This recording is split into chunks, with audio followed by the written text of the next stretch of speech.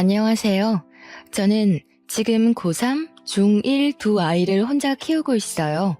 매번 여기 사연을 들으면서 같이 화도 내고 답답해 하기도 하고 응원도 하고 그랬는데 오늘은 제가 여러분께 위로도 듣고 조언을 듣고 싶어서 이렇게 사연을 보내요. 저는 남편과 2년 전에 이혼했어요. 처음에 이혼을 결심할 때는 정말 막막하고 잘 살 수 있을까 하는 걱정이 많았어요. 사실 여자 혼자 두 아이를 키운다는 건 쉬운 일이 아니잖아요. 하지만 아이들의 적극적인 지지와 도움 덕분에 이혼을 결심하고 지금은 우리 세 명이 똘똘 뭉쳐서 전보다 더 행복하게 살고 있어요. 이혼이라는 것이 좋은 이야기는 아니지만 그래도 용기를 내어 저의 이혼 이야기를 한번 해볼까 해요. 저와 남편은 결혼하고 나서 원래 살던 곳이 아닌 다른 지역으로 이사를 하고 바로 아이를 가졌어요.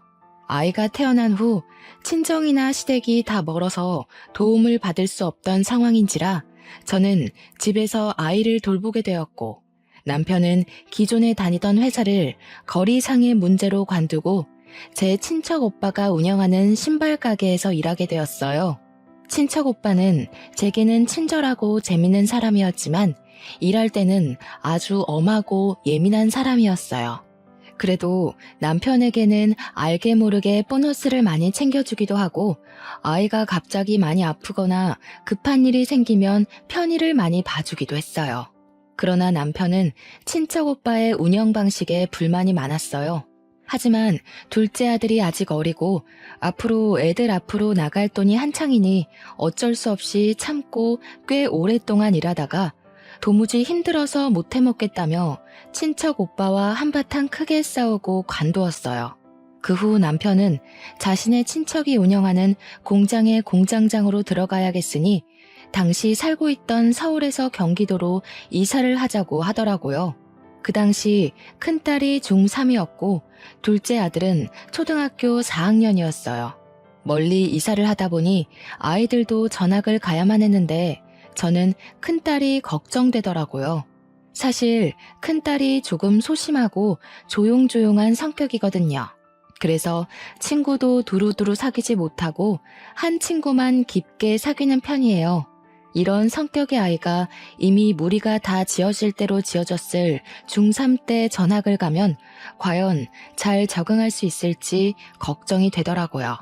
그래서 남편에게 차라리 1년만 더 있다가 큰딸의 고등학교 입학과 동시에 이사를 하자고 했어요. 그런데 친척의 공장에서는 지금 사람이 없으니 남편에게 빨리 오라고 했었나 봐요. 그래서 어쩔 수 없이 남편은 경기도 친척의 집에서 살고 저와 아이들은 서울에서 살다가 1년 뒤에 경기도로 이사하기로 했어요. 그런데 남편이 경기도의 친척 집에서 출퇴근한 지 일주일이 지나자 눈치 보인다고 차라리 빨리 이사를 오라고 하는 거예요.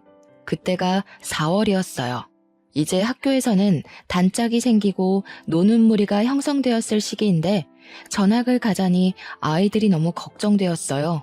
요새 뉴스에서 보면 학교 폭력도 이전과는 다르게 아주 심각하잖아요. 안 그래도 마음이 여린 큰딸이 혹시라도 나쁜 아이들의 표적이 되어 왕따라도 당하게 되면 어쩌나요? 그래서 아직은 아이들 때문에 지금 당장 이사는 안 될 것 같고 차라리 거기 근처에 원룸을 구해서 살라고 했어요. 그랬더니 자기 혼자는 못 살 것 같고 다달이 쓸데없는 돈을 쓰는 것이 아깝다며 일단 빨리 이사하자고 하더라고요. 하도 독촉을 어쩔 수 없이 남편이 다니는 공장 근처로 집을 알아보는데 교통편 좋고 학교도 가까운 곳에 마땅한 집이 없었어요. 그렇게 또 한 달 정도가 흘러가자 남편은 제게 나는 친척집에서 눈치 보며 사는데 왜 이렇게 집을 못 구하냐며 화를 냈죠. 그러더니 저에게 말도 없이 혼자 대출을 받고 집을 계약하고 와서는 8월에 이사하는 거로 끝냈다고 통보를 하더라고요. 저는 아무리 그래도 우리가 부부인데 제게 말도 없이 혼자서 결정한 것에 너무 화가 났어요. 일단 집을 구했다고는 하니 어떤지 확인을 해보려고 갔는데 신축 빌라라 깔끔은 하지만 앞뒤로 다 빌라 짓는다고 공사 중이고 학교도 엄청 멀었어요. 그리고 너무 외져서 여기서 정말 사람 하나 납치당해도 아무도 모르겠더라고요. 대형마트도 엄청 멀어서 가려면 버스를 타고 가야만 했어요. 저는 왜 이런 곳에 상의도 없이 대출까지 받아서 집을 구했냐고 뭐라고 했지만 남편은 제 말은 듣지도 않았고 자기는 눈치를 보면서 살고 있다며 내 생각은 어떻게 하나도 하지 않냐고 자기 입장만 구구절절 얘기하더라고요. 저는 어차피 집에 있으니 그렇다 치고 아이들의 입장은 하나도 생각하지 않은 채 자신이 힘든 것만 얘기하는데 정말 어쩜 사람이 이렇게 이기적일 수도 있나 싶더라고요. 앞뒤가 꽉 막힌 남편과 대화라는 것을 시도하자니 정말 벽에다 대고 말을 하는 것 같아 저도 그냥 말하다 말고 지쳐서 집으로 혼자 돌아왔어요. 그 뒤로 저는 서울에서 혼자 아이들을 돌보며 이사 준비를 했네요. 그렇게 시간이 흘러 8월이 되어 저와 아이들은 원치 않는 이사를 하고 짐도 어느 정도 정리하며 아이들의 전학까지 완료했어요. 그런데 서울은 고등학교가 평준화되어 입학할 때 추첨으로 입학하지만 저희가 이사한 경기도는 비평준화 지역이어서 중학교 3학년 겨울에 연합고사라는 시험을 봐서 고등학교에 입학하더라고요. 만약 연합고사를 제대로 보지 못하면 다른 지역 고등학교에 가야 했어요. 그런데 평소에는 연합고사를 잘 보지 못해도 다들 충분히 갈 수 있었지만 우리가 이사 올 당시 이 지역 중3 학생 수가 고등학교 입학 정원보다 많아 필수적으로 300명 정도는 다른 지역으로 가야만 했어요. 즉, 다른 연도와는 다르게 이번에는 연합고사를 형식적으로가 아닌 정말 제대로 잘 봐야지 원하는 고등학교에 갈 수 있는 상황이었죠. 이러한 상황에서 다른 학생들은 3월부터 준비를 해왔던 연합고사를 큰딸은 9월부터 준비를 해야 했어요. 남들보다 늦게 시작했기에 친구들을 따라잡으려면 매일 밤 늦게까지 공부를 해야만 했죠. 학교 적응하기도 힘든 와중에 학업 스트레스를 받는 큰딸을 보니까 자기만 생각하는 이기적인 남편이 정말 원망스럽더라고요. 남편이 1년만 원룸 구해서 살았으면 아이가 저렇게까지 스트레스 안 받아도 됐을 거잖아요. 이제 고작 16살밖에 되지 않은 저 체구도 작은 아이가 극심한 학업 스트레스로 잠도 못 자고 위장병까지 와서 밥도 제대로 먹지 못했어요. 저는 안쓰러워 죽겠는데 남편은 그런 딸을 위로해주지는 못할 망정 왜 그리 약해 빠졌냐고 뭐라고만 하더라고요. 보는 제가 정말 다 섭섭하고 화가 났죠. 한 번은 남편에게 여기로 이사만 오지 않았어도 큰딸이 저렇게까지 고생을 안 했을 것이라고 말했더니 남편은 그럼 나는 1년간 친척집에서 눈치 보며 살아야 하는데 그런 건 생각하지 않냐고 제게 뭐라고 하더라고요.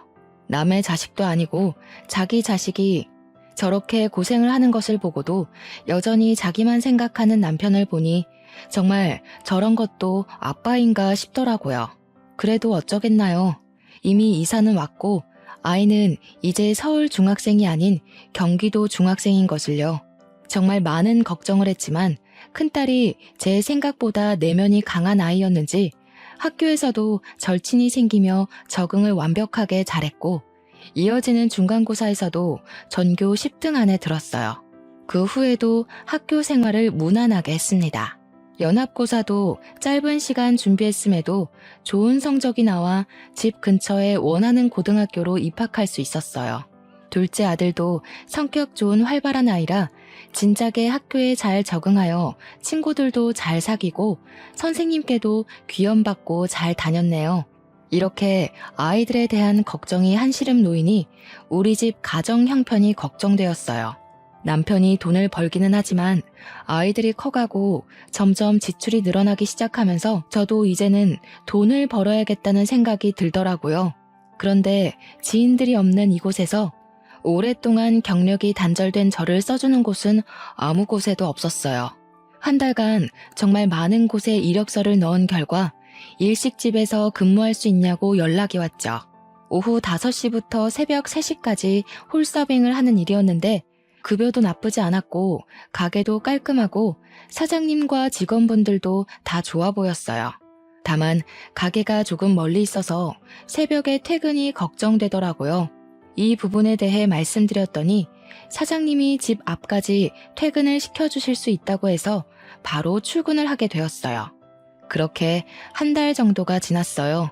처음으로 새벽까지 일하니 몸이 고되기는 했지만 그래도 적지 않게 돈을 벌고 사람들도 다들 잘해주니 좋았어요. 그런데 제가 일을 하기 시작한 후로 남편이 아예 생활비를 주지 않더라고요. 수도세나 전기세 같은 공과금은 제 월급으로 나간다고 해도 적어도 아이들 교복비, 학비와 같은 양육비는 줄 법도 한데 이조차도 전혀 주지를 않았어요. 제가 생활비나 아이들 학원비를 내야 하니 돈을 좀 보내달라고 하면 남편은 너도 돈을 버는데 내가 왜 줘야 하냐고 하더라고요. 저도 돈을 벌기는 하지만 솔직히 그 돈이 많은 돈도 아니었고 아이들 학비나 용돈, 공과금을 내고 나면 저도 오히려 돈이 부족한 상황이었어요. 그나마 결혼하면서 친정엄마가 주신 비상금이 있어 망정이지 그 돈도 없었으면 저는 돈이 한 푼도 없는 상황이었죠. 그래서 제 월급 명세를 보여주며 공과금에 아이들 학원비, 학교 준비물을 사면 생활비나 반찬값이 한 푼도 없다고 했어요. 그래도 남편은 절약하고 줄이라고 하면서 절대 돈을 주지 않더라고요. 제가 뭐 그 돈으로 사치하겠다는 것도 아니고 커가는 아이들 먹이고 입히는 것에 쓰겠다는데 그조차도 용납하지 못하고 돈을 하나도 주지 않는 것이 정말 더럽고 치사하더라고요. 남편이 이런 식으로 나오니 저는 새벽까지 하는 일이 힘들어도 일을 관둘 수가 없었어요. 그러던 어느 날이었어요. 큰딸이 야간 자율학습을 마치고 밤 10시에 집에 오는데 집 근처에서 동네 깡패들을 만났다고 했어요. 다행히 큰딸이 잽싸게 뛰어와서 큰일은 없었지만 딸아이가 그런 일을 겪었다는 것이 너무 속상하더라고요. 제가 그 시간에 집에 있으면 당연히 학교 앞으로 나가겠지만 저는 그 시간에 가게에 있어야 하는 상황인지라 남편에게 어제의 일을 이야기하며 밤 10시에 아이를 데리고 오라고 부탁했어요. 남편은 고1이면 다 컸는데 무슨 데리러 가냐며 오히려 저한테 과잉보호한다며 뭐라고 하더라고요. 저는 그런 남편이 도무지 이해가 되지 않았어요. 제가 뭐 매일 데리러 가라는 것도 아니고 집이 외지고 근처에 사는 친구가 하나도 없는 상황에서 딸이 깡패를 만났다는데 부모라면 당연히 아이를 지켜야 하는 것 아닌가요? 저는 남편에게 제가 일을 하고 있어서 나가지 못하니 꼭 그날은 아이를 데리고 오라고 신신당부를 했죠. 남편은 시큰둥하게 알았다고 대답하더라고요. 다음날 큰딸에게 물어보니 역시나 남편은 아이를 데리러 나가지 않았고 집에서 TV를 보고 있었다고 하더라고요. 차라리 잠이 들었으면 그러려니 하겠지만 TV를 보고 있었다면 충분히 나갈 수도 있는 상황이었는데 자신이 귀찮아서 나가지 않았다는 것이잖아요. 아이가 깡패들한테 맞을 수도 있는 상황에서도 철저히 자기 자신만 생각하는 남편의 모습이 너무 실망스럽고 화가 나더라고요. 이렇게 자기 자신만 생각하며 살 거면 그냥 차라리 혼자 살고 아이도 낳지를 말지 결혼은 왜 해서 이렇게 저와 아이들을 괴롭게 만드나 하는 생각이 들었어요. 그로부터 며칠 뒤 아들의 생일이었어요. 저는 새벽에 퇴근하자마자 미역국을 끓이고 아침에 일어난 아들에게 축하한다고 이야기해 주었는데 남편은 축하한다는 말 한마디 없이 그냥 밥만 먹고 있더라고요. 아들이 남편에게 나 생일인데 선물이나 용돈 없냐고 물으니 남편은 정색하며 무슨 용돈이냐고 밥이나 먹으라고 하더라고요. 아들은 그런 남편의 모습을 보고 크게 실망한 표정을 지었어요. 잠시 뒤 아들은 펑펑 울면서 다른 아빠들은 아들이 생일이라고 하면 생일 선물도 사주고 그 주 주말에는 같이 놀러 가기도 하는데 우리 아빠는 놀러 가기는커녕 용돈도 안 준다고 나를 아들로 생각이나 하냐 하더라고요. 그런 아들의 울음에도 남편은 기어이 생일 축하한다는 말 한마디 없이 그냥 출근했어요. 저는 솔직히 그날은 남편이 케이크라도 들고 퇴근을 할 줄 알았지만 남편은 빈손으로 퇴근을 했더라고요. 그 뒤로 아들과 남편의 사이는 급속도로 멀어졌네요. 남편이 아이들에게 하는 모습을 보면 정말 당장이라도 이혼을 해버리고 싶었어요. 하지만 아이들이 엄마랑만 사는 것보다는 아빠와 함께 사는 것이 더 좋다고 생각되어 남편의 이기적인 행동을 보면서도 바보같이 참고만 살았어요. 그러다가 연말이 되었어요. 연말에는 회식도 많아서 가게에도 손님들이 정말 많았고 장사를 마치고 정리를 하면 늘 새벽 5시였어요. 그래도 사장님이 가게에서 우리 집에 먼데도 여전히 매번 퇴근할 때 집 앞까지 태워다 주셔서 항상 편하게 퇴근을 할 수 있었죠. 어느 12월의 금요일 밤이었어요. 그날은 송년회나 회식으로 유달리 손님이 많아 정말 힘들었고 장사를 끝내니 새벽 5시였어요. 정말 피곤한 몸을 이끌고 사장님 차를 타고 퇴근을 했는데 남편이 그 시간에 안 자고 거실에 앉아 있더라고요. 왜 안 자고 있냐고 물었더니 남편이 저를 아주 매섭게 노려보며 화를 냈어요. 너 이 시간까지 그놈이랑 같이 있었지? 애들도 있는데 잘하는 짓이다. 무슨 소리야? 나 지금까지 가게에서 일하다 왔어. 거짓말하지 마. 내가 방금 너 그놈 차에서 내리는 거 다 봤어. 그리고 원래 3시에 끝나잖아. 지금 6시야. 지금까지 그놈이랑 같이 있었잖아. 아니야? 요새 연말이라 손님들 많아서 늦게 끝난다고 얘기했잖아. 그리고 그분은 사장님이야. 새벽에 택시비도 비싸고 잘 잡히지도 않으니까 집 앞까지 태워다 주는 거라고. 그럼 왜 너만 그 차에서 내려? 다른 직원들은 어디에 가고? 그리고 내가 오늘만 본 줄 알아? 어제도 지난주에도 그 차에서 내리는 거 내 두 눈으로 똑똑히 봤어. 이게 불륜이지 뭐야? 사장이랑 바람 피우는 불륜녀. 일하고 오느라 피곤한 나에게 남편은 사장님과 바람 피우는 불륜녀라며 말도 안 되는 의심을 하고 소리를 지르며 화를 냈어요. 하지만 저는 정말 맹세코 사장님한테 다른 마음 품은 적이 단 한 번도 없었고 무엇보다 가게에 사모님이 함께 계셨어요. 제가 만약에 사장님과 불륜을 저질렀다면 이미 그 가게에서 잘렸겠죠. 그리고 사장님이 저만 태워다 주는 게 아니라 전 직원 다 태워주는데 우리 집이 가게에서 제일 멀어서 제가 제일 늦게 내리는 것 뿐이거든요. 그런데 남편은 제가 사장님 차에서 단둘이 있다가 내렸다는 사실 하나만 가지고 불륜을 의심하고 있었어요. 남편이 그 조용한 새벽에 고래고래 소리를 지르는 통에 아이들이 자다가 놀라서 나와 남편을 말렸어요. 아이들이 울면서 그만하라고 소리를 지르니 남편이 그냥 집 밖으로 나가버리더라고요. 저는 놀란 아이들을 진정시키고 잠깐 자려고 안방에 누웠는데 너무 억울하고 분통해서 피곤한데 잠도 안 왔어요. 잠시 후 아이들은 친구들 만나러 나가고 저 혼자 그냥 멍하니 누워있는데 남편이 들어왔어요. 진짜 솔직하게 말해봐. 정말 그놈이랑 만나는 거 아니야? 당연히 아니라고. 요새 연말이라서 손님들 많아서 늦게 끝나는 거라니까. 게다가 가게 사모님도 같이 일하고 계시는데 만나고 뭐하고 할 게 뭐가 있어. 그럼 차라리 일 관둬. 그 일 관두고 다른 일 해. 가게는 많잖아. 안 그래? 내가 왜? 나 이제 여기서 일 적응해서 잘 다니고 있는데 왜? 그리고 솔직히 다른 곳보다 여기가 훨씬 돈도 많이 줘. 애들 학비며 용돈, 생활비에 공과금까지 다 내 돈으로 하는 마당에 내가 왜 이 좋은 일자리 두고 다른 곳에 가야 하는데? 네가 돈도 안 주면서 어떻게 먹고 살아? 애들이랑 다들 쫄쫄 굶고 살아? 그건 그냥 아껴서 하면 되잖아. 사람이 자기 분수에 맞게 살아야지. 어떻게 맨날 고기만 먹어? 뭐? 내가 언제 뭐 비싼 고기를 먹지? 그리고 나만 먹어? 우리는 밥에 김치만 먹어도 커가는 애들은 고기도 먹고 해야 하잖아. 한 근에 얼마 안 되는 삼겹살 좀 애들 먹이고 싶은데 생활비에 공과금 내 월급으로 내고 나니 돈이 없더라 돈이. 말이 나와서 말인데 도대체 네 월급은 다 어디에다가 쓰니? 너야말로 새살림 차려서 여자한테 돈 다 갖다 바치는 거 아니야? 너 말이면 다인 줄 알아? 너야말로 그놈이랑 불륜 저지르고 거기 계속 그렇게 다니는 거 아니야? 네 남편이 그렇게 싫다는데 굳이 거기에 가야겠어? 이렇게 가게가 많은데 저는 혼자 오해하고 진실을 알려고 하지도 않으며 귀를 닫아버린 남편과 이야기를 하자니 속이 터져서 돌아버리겠더라고요. 말해봤자 제 입만 아프고 시간만 낭비되니 그냥 나 잘 테니까 나가라고 했어요. 그런데도 남편은 계속 그곳을 관두지 않으면 이혼하겠다는 말까지 하더라고요.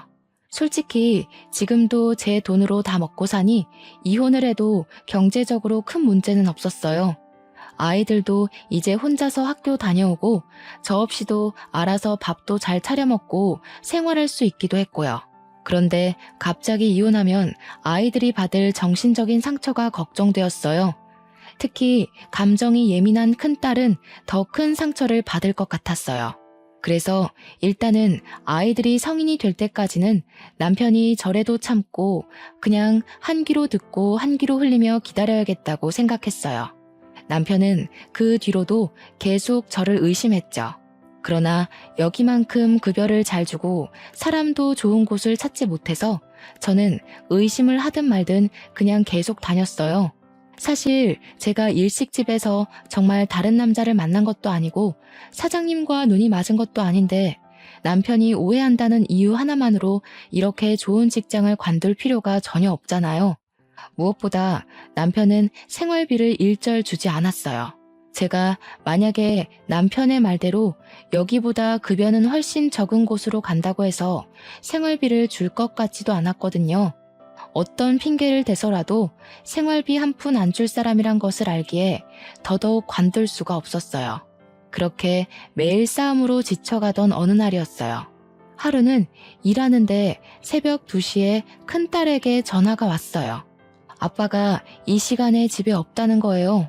일단 알겠다고 하고 남편에게 전화했어요. 그런데 받지를 않더라고요. 전화를 끊고 다시 일하려는데 사장님이 저를 부르더니 살 것이 있다고 잠깐 편의점 좀 다녀오라고 하셨어요. 저는 가게에서 나와 편의점으로 향했어요. 편의점을 가려면 큰 신호를 건너 아파트 단지 앞까지 가야 했죠. 아파트 단지 앞으로 걸어가는데 저 멀리 남편과 웬 여자가 팔짱을 끼고 걷더라고요. 저는 남편을 부르려다가 뭔가 이상해서 이게 무슨 상황인지 지켜보기로 했어요. 그 둘은 팔짱을 끼고 아파트 안에까지 들어갔어요. 저는 계속 쫓아가서 몇 동으로 들어가고 몇 층으로 올라가는지까지 알아냈어요. 그리고 저도 바로 따라 올라갔죠.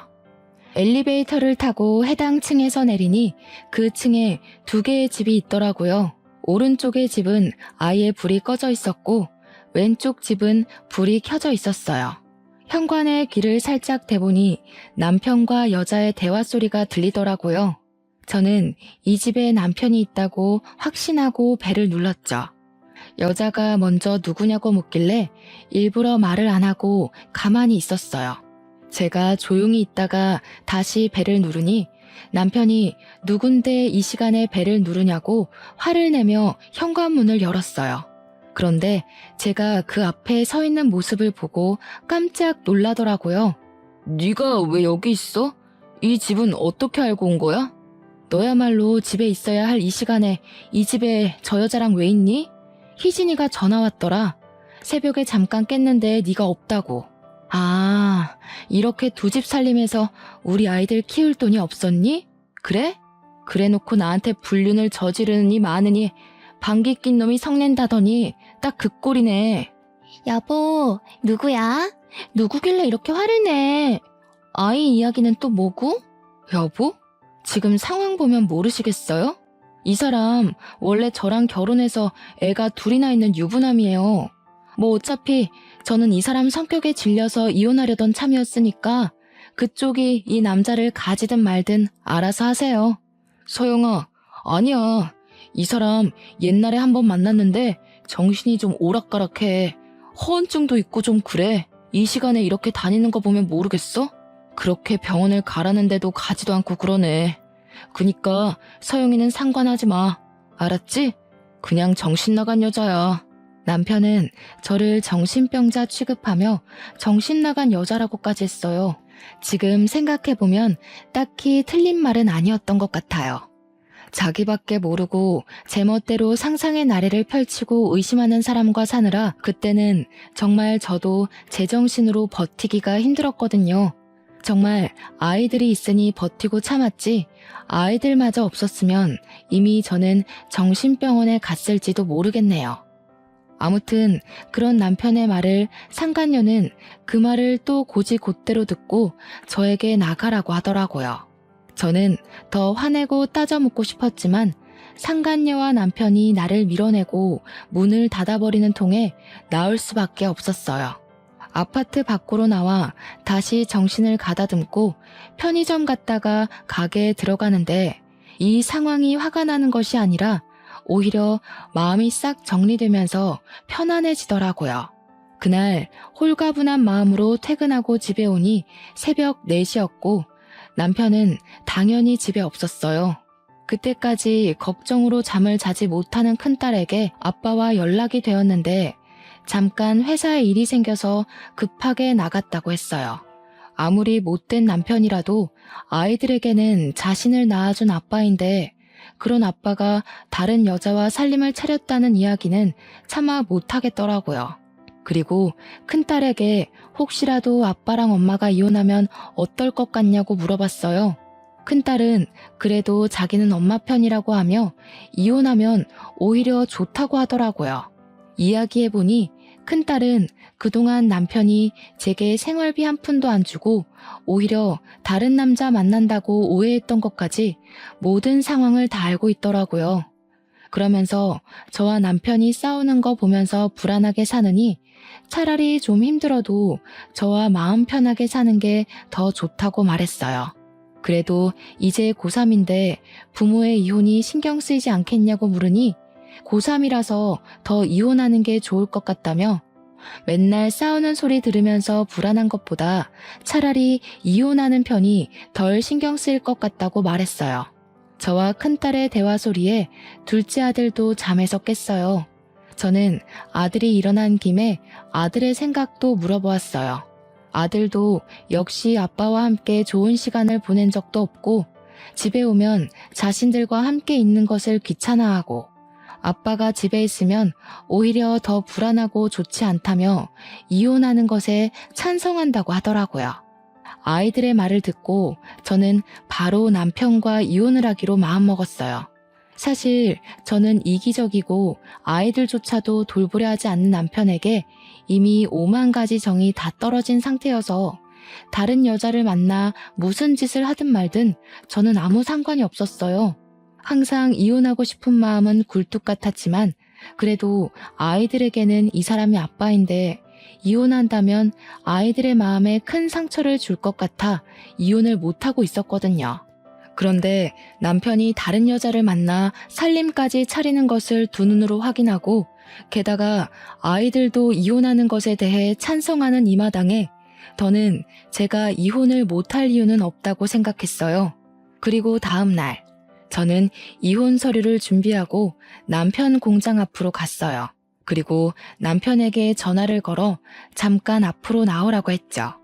남편이 나오자 아무 말 없이 이혼 서류를 던져주고 그냥 왔어요. 그리고 집으로 돌아가는데 시어머니한테 전화가 오더라고요. 종태한테 다 들었다. 네가 불륜을 저질렀는데 뭐가 잘한 게 있다고 이혼 서류를 내밀어? 불륜을 저지른 것이 자랑이야? 어머니, 제대로 좀 알고 화를 내세요. 그동안 어머니 아들이 어머니 손주들 크는데 돈 한 푼도 안 줘서 제가 새벽까지 일하며 돈 벌어서 다 먹이고 키웠어요. 그런데 제가 그렇게 일하는 새벽에 어머니 아들은 이미 다른 아파트에서 젊은 여자랑 새 살림을 차렸어요. 그래서 이혼하자고 서류 내민 게 그렇게 잘못이에요? 우리 종태가 그럴 리가 없다. 종태가 얼마나 책임감 강하고 성실한 아이인데 네가 돈을 헤프게 쓰느라 생활비가 다 떨어졌던 거겠지. 그리고 젊은 여자랑 새 살림이라니 말도 안 된다. 네가 오해한 거겠지. 어머니는 남편의 말만 듣고 무조건 다 제 잘못이라고만 하면서 자기 아들에게 사과하고 같이 살라고만 했어요. 시어머니와의 전화를 끊으니 이번에는 남편의 형, 동생이 돌아가면서 전화해서는 제게 불륜 저질러 놓고 뭐가 그리 당당하냐고 뭐라고 했어요.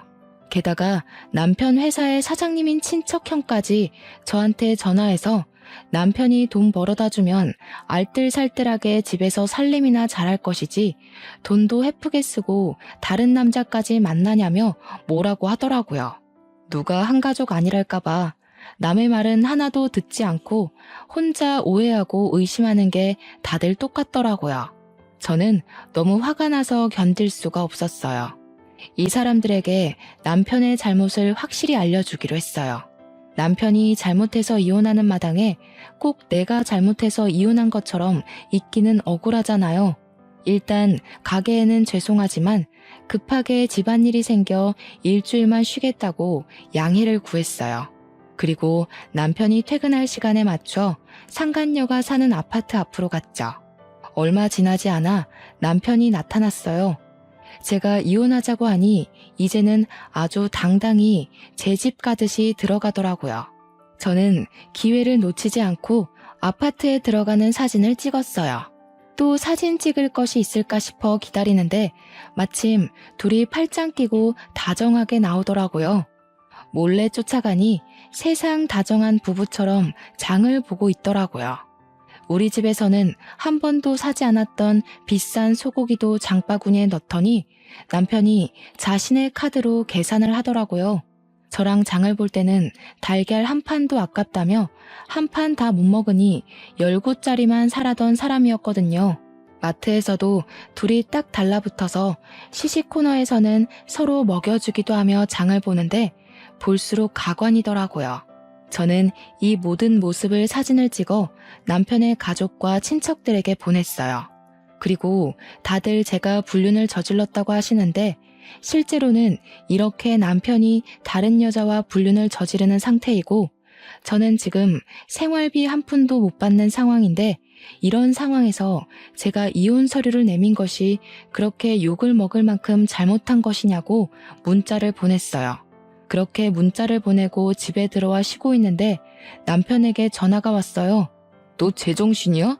아무리 그래도 그렇지 어떻게 내가 서영이랑 만나고 있는 사진을 그렇게 다 보내? 네가 보낸 사진과 문자 보고 우리 엄마 충격으로 쓰러지셨어. 어떡할 거야? 네가 나보고 정신 나간 여자라며. 정신 나간 여자가 무슨 짓인들 못할까? 그리고 너네 가족한테 내가 불륜 저질렀다고 얘기했더라? 내가 진짜 불륜이라도 저질렀으면 이렇게 억울하지라도 않지.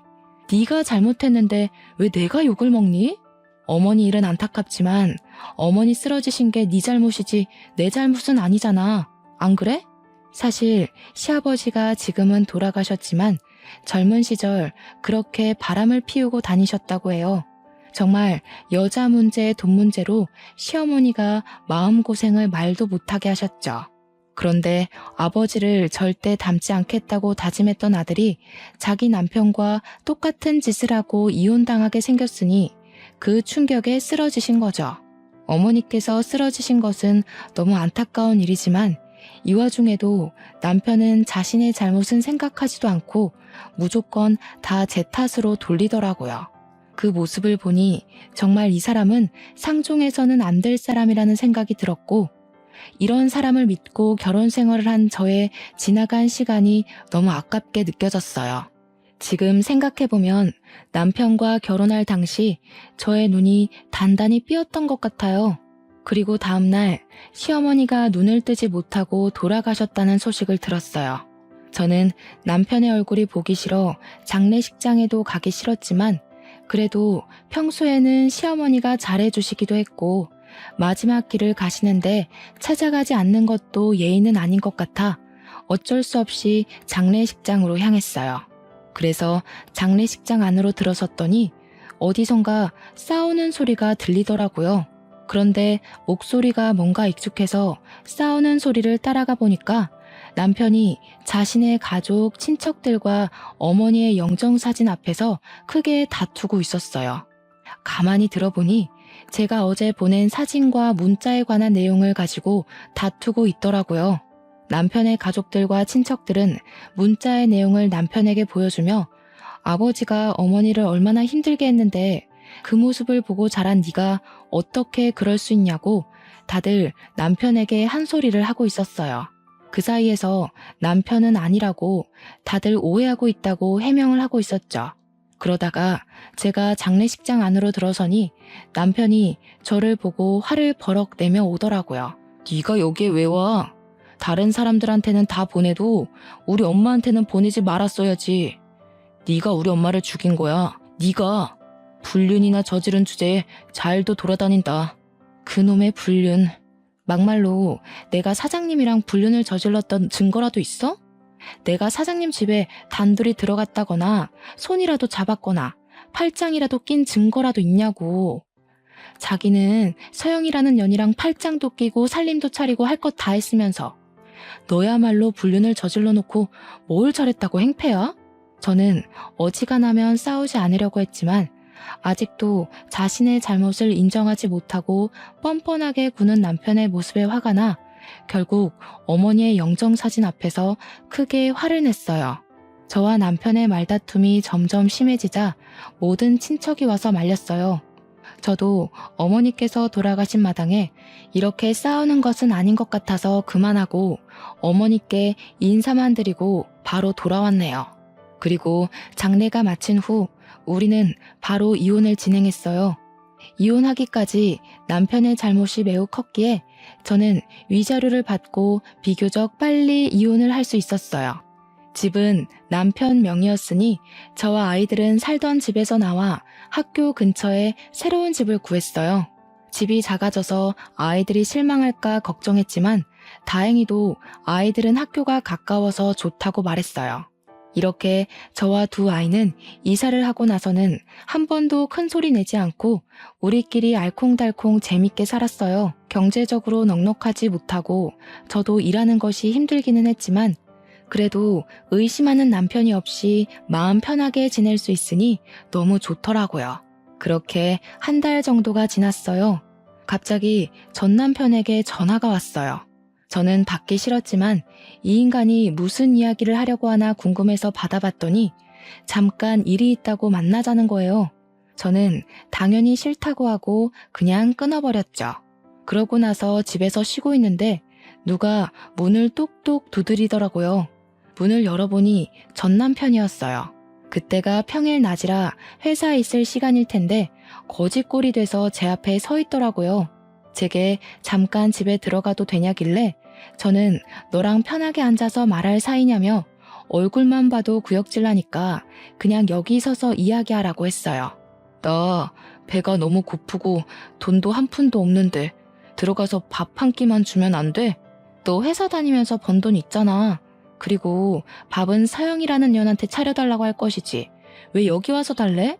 걔가 전문 꽃뱀이었어. 이 말 저 말로 꼬시면서 내가 번 돈 족족 빼가고 집도 다 갖고 튀었어. 꼬락선이 참 좋다. 걔 앞에서 내가 정신 나간 여자니 상대하지 말라고 할 때는 언제고 결국에는 그 여자한테 다 빼앗겼니? 그럼 네 잘난 형이랑 동생한테나 가봐. 형이랑 동생도 어머니 장례식 후에 엄마가 그렇게 아빠 때문에 고생한 거 알면서 어떻게 아빠랑 똑같은 짓을 했냐고 나한테 영 끊자고 했어. 그 뒤로 연락도 안 되고 집에 가도 문을 안 열어줘. 회사에서도 소문 퍼져서 해고당하고 다른 회사에 가보려고 해도 이미 소문이 퍼져서 그런지 다들 오지 말래. 나 정말 오갈 데도 없는 거지 신세가 됐어. 그래도 우리 애들도 있는데 자선사업 한다 생각하고 나 좀 봐주라. 응? 내가 이렇게 무릎 꿇고 싹싹 빌게. 그래서 이제 와서 나보고 네 밥이라도 차려달라고? 진짜 너 뻔뻔하다. 기억 안 나? 너 내가 일한 뒤로 생활비 부족하다고 말해도 돈 한 푼도 주지 않던 사람이야. 그런데 그런 너한테 내가 왜 밥을 차려줘야 하니? 그래도 내가 아이들 아빠인데 너무한 거 아니야? 아이들이 아빠가 이렇게 거짓골로 다닌다고 하면 뭐라고 생각하겠어. 그렇게 아이들 생각한다는 사람이 야자 끝나고 오는 길에 깡패 만날 것 같아서 데리러 가라니까 TV나 보고 있었냐? 애들 생일은 알아? 네가 애들 생일에 미역국 끓이고 케이크라도 사준 적 있어? 큰딸 고등학교 입학한 후로 애들 학비, 학원비 한 푼이라도 네 월급에서 나간 적 있어? 우리 애들은 널 아빠로 생각하지 않아. 그니까 말도 안 되는 소리 짓거리지 말고 당장 꺼져. 지금 안 가면 경찰 부를 거야? 전 남편은 저의 단호한 이야기에도 나가지 않고 계속 무릎 꿇고 빌고 울길래 저는 경찰을 불러서 쫓아내버렸어요. 나가면서도 그래도 한때는 아이들 아빠인데 어떻게 이렇게 매정하냐며 뭐라고 하더라고요. 매정한 게 누군데 저에게 뭐라고 하니 참 기가 막히더라고요. 역시 전 남편은 여전히 자기만 하는 철저히 이기적인 사람이었어요.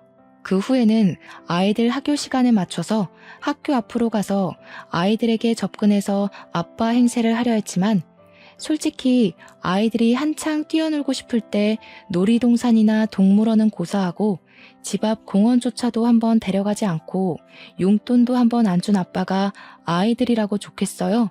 아이들도 그런 아빠를 무시하고 매몰차게 거절했다고 해요.